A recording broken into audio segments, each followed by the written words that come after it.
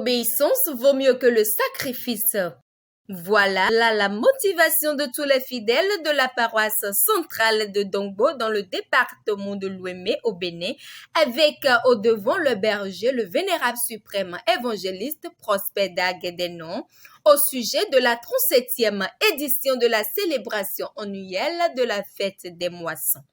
Et c'est en reconnaissance en la bonté, en la miséricorde, en la protection et en la bénédiction de l'Éternel le long d'une année. C'était le dimanche 29 octobre 2023 que le culte dédié à cette célébration, culte conduit par le suprême évangéliste Haïté Ayayi Moïse, a rassemblé autour de cette date la présence massive des amis fidèles des paroisses sœurs et sympathisants de cette paroisse en réjouissance. Suivons les grands moments de cette célébration extrait. Libio bina aso so emi eyi ehun bebe qui sont les eyi azambia waso sole asole me patawe apeto yesu e viva encore et que mina webe akata neso apo rumeba hommes et femmes. Seigneur, pardonne nos péchés, purifie-nous, ne nous abandonne pas. Dieu qui a combattu autant de nos aïeux, qui continue toujours de combattre, combat pour tout un chacun de nous, combat pour la devancière des devancières, combat pour ton pays, le Bénin.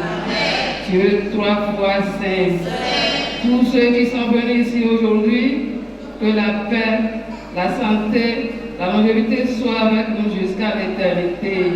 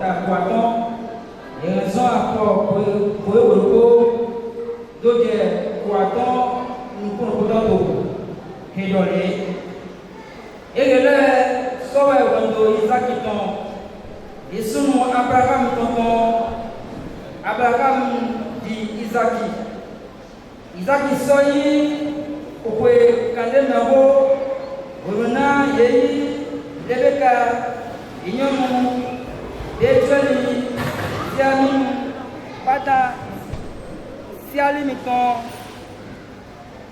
non vignon labani silamani ton nadoyi asieton Isaki sauve okuno na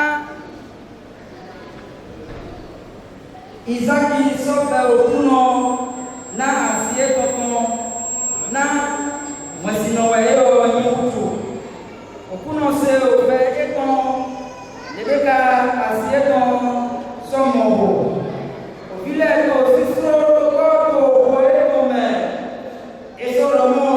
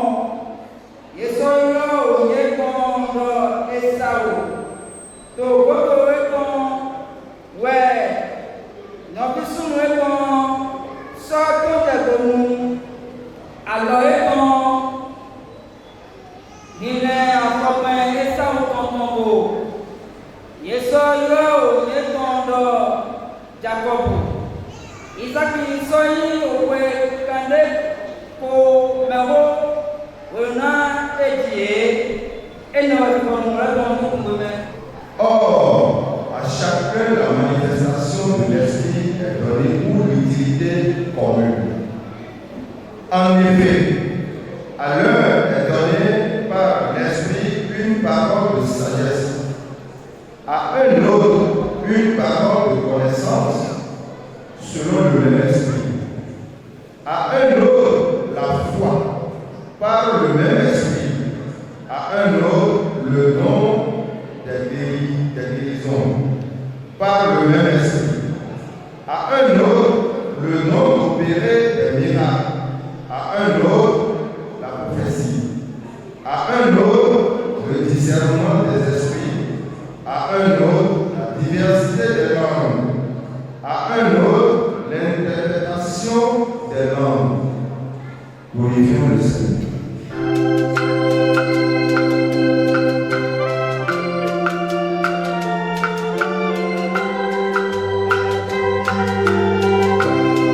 Éternel Dieu de l'éternel,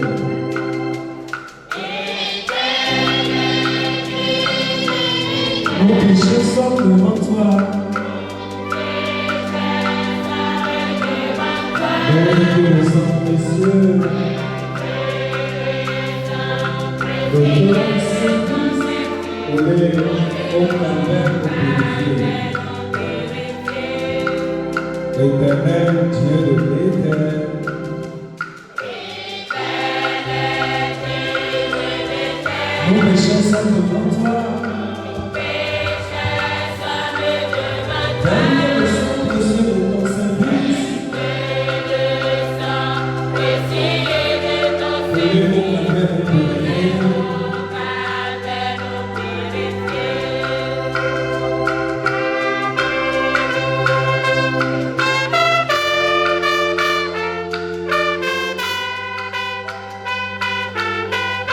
Éternel Dieu de l'éternel,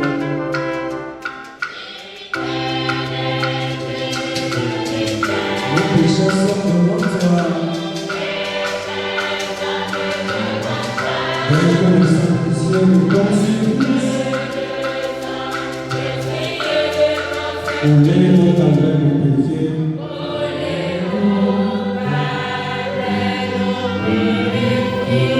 Amen.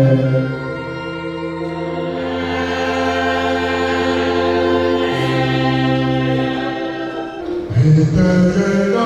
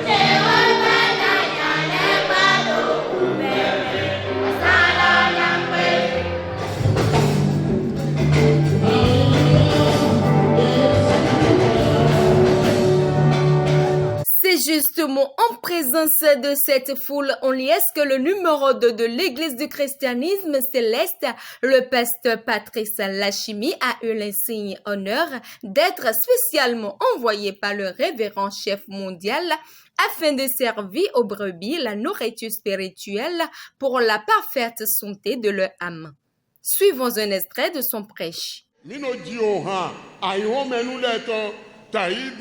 Ege basi yo menu tagi tale yewo me eke no ko hun taidi vodu hun le bo ye no ko hun alopa bo mi osu papa to agun mi to me mi di obo kodo di don we tote na gbe to le na ite otu me mi to sisen gan ku nu poji peto di dato nu le poto wewo bo mi do na di han to nu ko to po si po kódó tali àyíkó kó òhun kíkó kétidó sọ ké sọgbè kán ké basi áńgẹ́lì òlọ́tọ̀ lẹ́kọ́ mọ́ kédéwẹ̀ ṣìgbà àgùnmí lọ sútàn ebi ọtí tó àyíwọ́n tọmẹgá bọ̀ mídó náà pàì hànjígbẹ́lẹ̀ náà pàì òhun kò tọ́lẹ̀ náà pàì nàdó sọ̀gá tó pàṣí wéyẹ̀wé àkọlù ògbẹ̀nà òtọ́ ní kú àlọ́ náà mi náà ètò òtù mídó náà yín àpàjẹ́ náà gun epo lẹ́kọ́ pátápátá ná ògbé lọ́dọ̀mọ́ àgún èkéwé náà lè àìwọ́wé àgún èkéwé náà kúrò mẹ́lẹ́ kóyì mẹ́lẹ́ kanu jẹ́ nàdó bí àhọ́dútà ọ̀nàtọ̀mẹ́ ṣùgbọ́n àṣà ìwọ́n tán ewa tí ìtò mí sí tó égbéhe bọ̀ níwọ́n tó sí zan àgọ́tàn lẹ́zàn èyí lọ́wọ́ ẹ̀yìn dàgbé tó nukún mi tọ̀mẹ́ èyí lọ́wọ́ ẹ̀yìn dàgbé tó nukọ́tọ́lẹ̀ nukún mẹ́ èyí lọ́wọ́ ẹ̀yìn dàgbé bọ̀ yé tó fi kodó bó sọ́tọ̀ àlọ́kẹ́ yìí òtọ́ níwà lẹ́bílá náà mí níwà lẹ́bílá náà mí níwà lẹ́bílá náà mí náà kó lọ́dọ̀ mọ́ yẹn náà yí èké bá sí òkè adé náà kó sílẹ̀ premier Timothée chapitre 4 verset 12. Adike mede pepe vrai ògùn mi tán blo adike mbíze zize ke na do òdànù do mi goblo do àgùnlọ goblo ṣìgbà yẹni yí òkè adégan yìí senọlẹ tó kómẹ tó wálọmẹ tó wáyímẹ tó gbígbọmẹ tó yíṣẹmẹ tó wíwẹmẹ. Ìgbò ẹ̀ náà yóò kún náà tán tó lọ́hùn jí àgà. Mi zékelẹ̀ dónú kan náà mi tó sọ̀gá tó yán ṣíwá ṣìzá mi tán tó àìhàn yìí ṣe mi tọ̀tọ̀ mẹ́ òótọ́ ní gbọ́ ọ̀rọ̀ náà mi. Nú èjì wà mẹ́nu ẹ̀ sọ̀gá gbé wẹ̀dó. Yẹnu jìbí tó gbé bọ́ ẹnu lẹ́ gbé mẹ́nu ẹ̀ sọ̀gá gbé wẹ̀dó yìí. Yẹnu mọ̀ bò bọ̀ kó lọ́nu kan wáyìí mẹ́nu ẹ̀ sọ̀gá gbé wẹ̀dó yìí.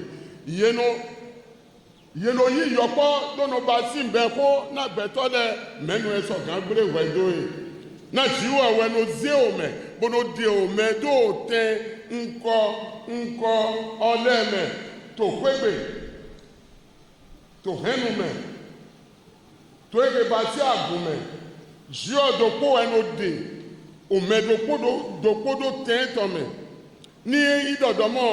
Ewa fọ́tò wọn tó dé mẹ́ bọ̀yé dọ̀dọ̀ mọ́ òfin mẹ́lẹ́lẹ́ tán èyí président de la république yọ lọ sún ẹ kó dúró sọ kókó wẹnu kókó dé sọ àdọ̀ ọ̀nà ìtọ̀tọ̀ mẹ́ edu ministre àjíwọ̀ ẹ̀wẹ̀ kó gba sí dòmọ́ edu yẹ̀wẹ̀ gán dàhó yọ ẹ̀wẹ̀ kó gba sí dòmọ́ ezọ́bọ̀ jíwẹ̀ ọ̀nù ẹ̀ wà dé pépé. Mi máa dó wẹ̀ gbé dó dé pépé bonana ẹ̀ utu ẹ̀ gbogbo lọ́dún dọ́mọ̀ dùọ́ yéego òkú náà jí péyàwó máa bí wẹ̀ gbé dó tó àzán ètò lẹ́kọ̀ọ́ mẹ́ ndé pépé he wa a máa sọ̀kan gbé wẹ̀ dó ẹ̀ gbọ́n ọlọ́pàá dé pépé mẹ́ ṣe náà 25 verset 22 26. Òbí lẹ́kọ̀ọ́ sí fún ló pọ́tò òkú ètò mẹ́. Òbílẹ̀ tó sí sódópọ̀. Òbílẹ̀ tó sí sódópọ̀. Tòkó ètòmẹ̀. Tòkó ètòmẹ̀. Esọdọmọ. Nye yi mọ. Ete otu wẹ̀yẹn tó gbẹ. Na imọ̀ tó kla. Nado di òfin lẹ tọ́jẹ̀ gbòòrò. Wẹ̀nu na imọ̀ kò. Eyín ẹ̀ dọ̀dọ̀mọ̀. Dòkú ẹ̀ tí n tó fi nẹ. Ṣìgbàdé ya ìwádìí ọ̀nà ìdọ̀dọ̀mọ̀. Òfin àwẹ̀ àkọ́tà àwẹ̀ ìwẹ́ tí n tó àdó ètò mẹ́. Wẹ̀nu náà ò jìrẹ́ jíjí wẹ̀nu tán dó. Bọ̀ ò jìrẹ́ jíjí tán wẹ̀nu ẹ̀ wá. Ale òfin lẹ wá tó sí sùúrù. Tòkú ètò mẹ́ bó tó àbùkù. Tòkú ètò mẹ́. Èso yìí. Nàdó ti Donato òkú náà dé. Òkú náà sọ́dọ̀ ní ẹ̀dọ̀mọ́. Akọ́ta àwẹ̀ wẹ̀ tí ìtò àdọ́tò ẹ̀mẹ̀. Gbẹ̀tọ́ àwẹ̀ yé ná nàdó kán yéde dó àdọ́tò ẹ̀mẹ̀. Òmèdè náà siẹ́ wú àwẹ̀tọ́. Mẹ́kúlọ́wẹ̀ náà sẹ̀ yọpọ́lọ́. Epe jẹ́ ilé kó àrà náà ní ṣe òpin lọ́tò fínẹ̀ kó ń dọ̀jẹ́ lókọ́ tó mọ̀ ń nálẹ̀ ẹ̀sí ìdèṣù ìwádọ̀ tó fínẹ̀ dọ̀mọ̀ ìdọ̀mẹ́kúlọ́ ẹwọ̀ ẹ̀ náà sẹ̀ yọpọ́ edókìá dọ̀dọ̀mọ̀ azìkájì àhóhó ìdílé èjì dó tó àdọ̀ dèbíyàn lọ́tọ̀mẹ́dó asọ̀kájì bọ̀ òfin tòwe èkè àjì títán lọ èmà láti dó ń dé gbọ̀n àlọ́pàdé pépé mẹ́ ṣìgbà òfin pẹ̀bí lọ́wọ́ ẹ̀ náà yìnbó bọ̀ mẹ́kọ́lọ́ náà ló lè ta yìí ná bó náà ló wá èdè bó náà ló bí ọ̀nù lẹ́ẹ̀pọ̀ títò ṣíwẹ̀ ọ̀tọ̀ wẹ̀ ètò tu ẹ̀mí náà dáwẹ̀ náà ṣì í pé ẹ̀wẹ̀ ètò tu ẹ̀ mímọ̀ ànákùn àṣọ òkú náà tọ́lẹ̀ nàdónú dọ̀kó nàdónú dáwẹ̀ nàdónú zanziza képote bọ̀ àlọ́pàá dé pépé mẹ́màlá ṣí verset 2-3. Ìyẹn kò yín wọn náà mi. Wẹ̀ òkú náà dọ̀. Gànṣó. Miulẹ̀ tó di dọ́mọ̀. Ètèmẹ̀wẹ̀ yẹ kò yín wọn náà mi. Ètèmẹ̀wẹ̀ yẹ kò yín wọn náà mi tè. Bísúnù Jacob tọ̀ máa wẹ̀ èso. Òfin sunu Jacob tọ̀ máa wẹ̀ èso yà. Nọ̀bísúnù Jacob tọ̀. Nọ̀bísúnù Jacob tọ̀. Máa wẹ̀ èso. Wẹ̀ èso. Wẹ̀ òkú náà dọ̀. Gànṣó. Ìyẹn kò yín wọn náà Jacob. Nọ̀bí pẹ̀bí lọ. Òkú ọ̀dà èmi lẹ́ kò yín wọn ní ẹ̀ yẹ́dọ̀ mi. Ṣìbá. Ìyẹn pẹ̀ wọn náà èso. Bó sọ hẹ̀ òṣó ètò lẹ́sùn òjẹ̀bọ́dé. Bó hẹ̀ òṣó ètò lẹ́kọ́ lẹ́sùn àyígbàjẹ̀bọ́dé. Bó sọ yóò gbúdù mẹ́tọ̀ tó rán ògbé gbúdù kó mẹ́tọ̀ lẹ́. Bóyí inú tutù ètò rán ògbé bú nùnú ká mẹ́tọ̀ lẹ́. Bẹ́ẹ̀ jú ayé máa wà dódó náà wẹ̀. Jú ọyàn nù hẹ́ bá sí. Nàdó bọ̀ àlọ́. Èkè bá sí mẹ́ra kó lọ́tọ̀ dòdò. Náà èkè bá sí àlọ́. Nọ̀bí sunu ètòtò nídó yàgà. Náà nídó sìgá dó. Náà mẹ́kó nídó sọ̀gá wá sẹ̀ yọ ọpọlọ. Kéde tìkìtì òjì wẹ̀wẹ̀ tán. Jú ẹ̀wẹ̀ ló bá sí mọ́. Tó wọ́n ẹ̀dọ́ lẹ́mẹ̀. Tó àgùn lẹ́mẹ̀. Tó fi kọ̀ọ̀kan lẹ́. Èkè lẹ́wẹ̀ náà bíọ́ àyíká mi tọ́ mẹ́. Bọ̀mí tó hẹ̀ yìí sèmi tán lódò. Àdádélẹ̀ tó gbé inú tó àbùkù. Yẹn náà dùn sí ayé ma. Yẹn yìí nù kọ́tọ́ ma. Yẹn yìí lé ma. Wenu náà jíwọ̀ ma kò déwé. Hallelujah. Jíwọ̀ wẹnu dèmẹ̀. Jíwọ̀ wẹnu kún àmì sádùn kaná mẹ́tọ́ òlọ́mẹ́wá. Ètò tu ẹ̀mí kaná tó àbùkù. Tó àgùn jíwọ̀ ògbẹ́nọ́tọ́ mẹ́. Màtẹ̀lẹ̀ yóò ti tó jíwọ̀ ẹ̀rọ ògbẹ́nọ́tọ́ mọ́. Àlọ́pàá ndé pépé mẹ́. Romains 9, 11, 14. Òfin èyí máa tẹ kó jí lẹ̀. Èké máa kó wà dàgbé dé. Tàbí òyìnbó. Náà lẹ́ tó tẹ̀ jíwẹ̀ tán. Ni do sọ̀kan tó nọ̀tẹ̀. Ẹ máa yín ńlá àzọ́ yẹn tó wíwá gbá. Ẹ máa yín òwe yíyan ẹgbá. Ẹ máa yín nù yíyan ẹgbá. Ẹ máa yín titun àìhàn mẹ́tọ̀ gbá. Adago. Òmẹ́kẹ̀ yé yírọ̀ tán. Adago mẹ́dẹ̀ yé yírọ̀. Mẹ́dẹ̀ yé dè. Mẹ́dẹ̀ yé zékìá. Ògbẹ́tọ̀ dégò. Yédọ̀fún ẹ̀dọ̀mọ̀. Mẹ́kún ẹ̀ náà ṣe yọpọ̀. Dìde ìkóhùnrádọ̀. Jákọ́bù ẹ̀yẹ̀ yìí wọ́n náà. Ṣìgbà. Èso ẹ̀yẹ̀ gbẹ̀ wọ́n náà. Ètèwẹ̀ mi náà wá dọ̀lù. Máa wà dódó tí ìtò jíwẹ̀ ọjọ́ mẹ́nu ẹ̀ka sọ̀kan yún ẹ̀. Mẹ́nu ẹ̀ sọ̀kan dùn ẹ̀. Máa wà dódó máa tí ìtò jíwẹ̀ ògbẹ́nọdè. Nu edurɔ bo titi to kekpe gan wɛtsi wɛyawe no basi eyalami. Eyi mɔblo. Hallelujah. Hallelujah. Hallelujah. Dieu na do na mi.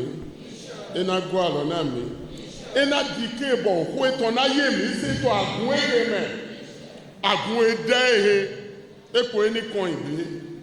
Action de grâce en reconnaissance à Dieu pour ses biens et aux faits dans la vie de ses fidèles le long de cette année écoulée. Pas de danse en grâce avec des présents vers l'autel de Dieu, à lui qui mérite toute reconnaissance. Le micro de votre chaîne en ligne Homosele Voice vous en a recueilli les impressions de quelques participants suivants. Bon, la moisson était belle. On rend gloire à Dieu d'Oshofa pour tous ses bienfaits. Effectivement, je suis quitté Abidjan pour moissonner avec la région, spécialement avec les fidèles de la paroisse d'Angbo Centre. Mon père, Papa Daguedeno Prosper, avec tous ses fidèles, je les remercie de la manière dont ils ont organisé cette fête. Tellement c'est belle et moi-même j'ai pris la décision que chaque année maintenant, je serai à la moisson de mon père. Merci.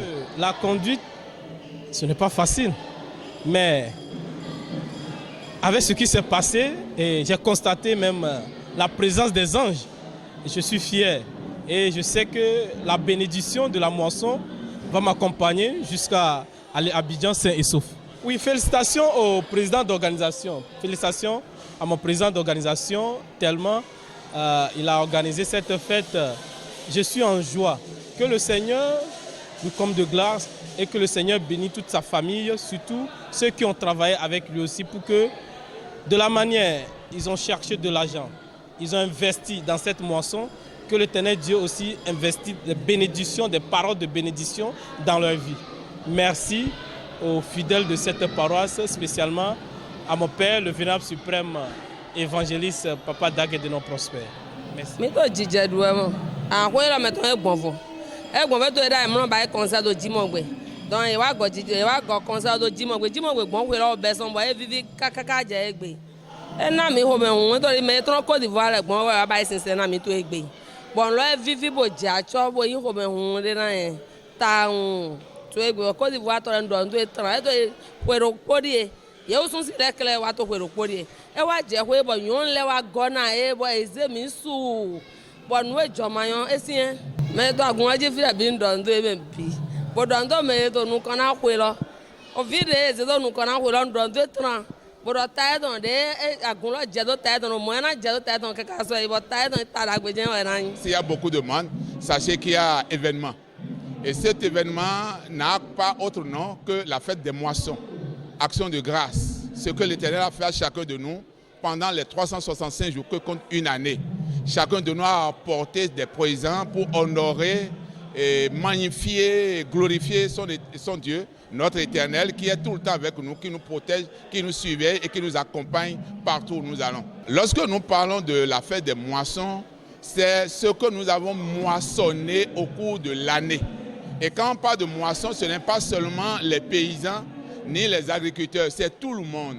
Même si tu es agent de l'État, tu as moissonné. Ton salaire devient déjà ce que tu as semé. Quand tu es homme de rang, je parle des policiers, des gendarmes, des douaniers. Si tu es un homme de métier, tout ce que tu as pu accumulé, tout ce que tu as pu rassembler, tout le bénéfice que tu as eu durant 365 jours, tu devrais les diviser en 10 pour apporter une part à l'Éternel. Et c'est à cet effet que nous sommes là, pour magnifier l'Éternel, pour fêter en quelque sorte, pour manifester notre joie à la faveur de l'Éternel.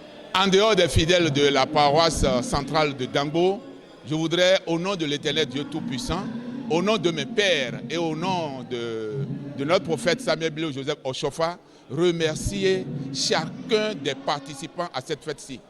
Toutes les femmes, tous les hommes. Et revenir maintenant remercier mon chargé paroissial, le vénérable suprême évangéliste, Monsieur Prosper Daguedenon, celui-là qui a un grand chapeau, un chapeau très large, qui a voulu que cette fête ait lieu. Et aujourd'hui, nous sommes en train de fêter. Tous les fidèles ont participé à diverses manières. Tous. Depuis le vendredi, c'était de l'apothéose. Et aujourd'hui, vous avez vu dans le temple ce qui se passe, ça veut dire que c'est déjà une réussite. Et cette fête, nous la dédions à chaque enfant de cette paroisse-là. On a eu des invités venant de toutes parts, du Ghana, du Gabon, de Mali, de Burkina Faso, du Togo, de la Côte d'Ivoire, même c'est la Côte d'Ivoire qui a conduit. On a aussi l'arrivée des honorables, ceux-là que nous appelons députés. Les hauts dignitaires de l'Église chrétienne céleste, tous sont venus. Les mamans, eux, tous étaient là. Je voudrais dire au passage, Madame Fatoké, mon amie sincère, elle était venue, ma directrice. Madame Fatoké, merci à vous. Et il y a aussi ma maman, Sabo Marguerite, épouse Boton, depuis Cotonou, qui est venue par moi. Madame Boton, merci à vous. Je remercie aussi la paroisse de Kwekos Central. Oui, la paroisse de Kwekos Central, Saint-Samuel de Kwekos Central, qui a envoyé une forte délégation, qui a dépensé et qui a magnifié l'Éternel ici. Merci à toutes mes parents de Kwekos et à tout le peuple béninois et surtout à mes collègues de Tango 1. Remercier l'Éternel qui nous a protégés jusqu'à ce matin, où je perdais ma belle-mère à 4 h du matin et pourtant il m'a donné le tonus et la force. Je remercie aussi tous les fidèles et j'ai commencé déjà à préparer l'édition 2024 et je souhaite être encore président. Dangbo central ton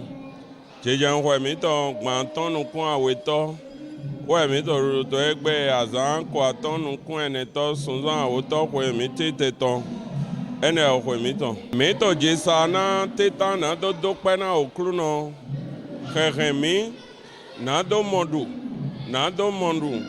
kpɔɖɔ na do gbɔn dze xɔ do ahɔntime na dzidzɔ mitɔ dzixɔ xete kpɔɖokpɔɖokpɔ mitɔ lɛ kpɔ wɔlɔ enɔ dzadze ko do ayigba dzi bɔ mitɔ ɖe mɔ nuɖe kpekpe nu lɛ kpɔ mitɔ zizã ayigba me wɛ David dɔ na mi dɔ mɔ. Okronotɔn ayigba kpɔ gigo etɔ lɛ kpɔ ayixɔ kpɔ nu ekozɔ deme lɛ kpɔ okronotɔn lɛ ni eyi mɔ tɔ xɔedzi eɖɔ mi nɔ do kpɛ na mi okpɛ ne mi wa do eka ɖɔ na mi ɖɔ me do kpɛ na enyɔ dagbe mi tɔn wutu eɖɔ dagbe ma na fɔzɔn gbɛzã etɔ me mi se ɖɔ gbɔn ehe mi basi tɔn da li dagbe na dze dagbe dzi na mi dzidzɔ na dze dzidzɔ dzi na mi. Bɔnukɔyina ya agose o lɔtɔtɔ. Mɔdɔ gbɛtɔ le yeyin wana weme ema kɔe yeyin wana dangbolɔ taun. Ndɔndo titan lɛgbɔtɔ daxɔ agose o lɔtɔtɔ révérend pasteur mitɔn. Dɔ na dzidza edza lɛ wutu. Ena sɛ mɛɖiɖe bɔdego eyi titan ebɔdego eyi premier vice président etɔn. Bon, ewa te tofi kpadaki na do na mi ndudu gbigbɔtɔn gbɛtɔ le trɔn Togo wa gbɛtɔ le trɔn Côte d'Ivoire gbɛtɔ le trɔn Gabon ye trɔn Cameroun bɔ trɔn to susume bɔ afɔ etɔn dze dangbo na nu wa mi tɔn ye wutu mi dɔ ŋdo ye me kpo dɔzi ƒe dzidze dɔn ena hɛn dzidagbe na dze do adzɔte azɔte ye tɔ lɛ dzidzɔ wɛ ewa yena zɔ lɛ kɔ iƒe to dzidzɔwo me. Noe mina do endo miu yi seno le ohe madona yi mito eyi wensi de kpekpe madona yi mito shegba ton ma sena okruno ehen soso mito le na do gbo wensi noe na bio endo minize do vive me boye do ni ojina jeto wendo mito me ni ojina jeto gbeza mito me endo nuko ina tina mi dandan endo minino saji minino bai jije minino duhwe dede to iba edo to fi wendo le da ndudu wa permanence le da ndudu agun da ndudu Bon, il y a d'autres dés, il y a d'autres dons. Bon, il y a jeté to filet pour emander, on voit bon mamondu. Je vois un go alonami, mais pour ma colombe basile, il y a une chite, na mini baini do jemi, au clone go alonami na kweja. Mais non, jijelo numbo baile na numbo, yen lengbo hoto, sheba lengbo hoto, et man we no wazon. Te tode de do no kolo na ye.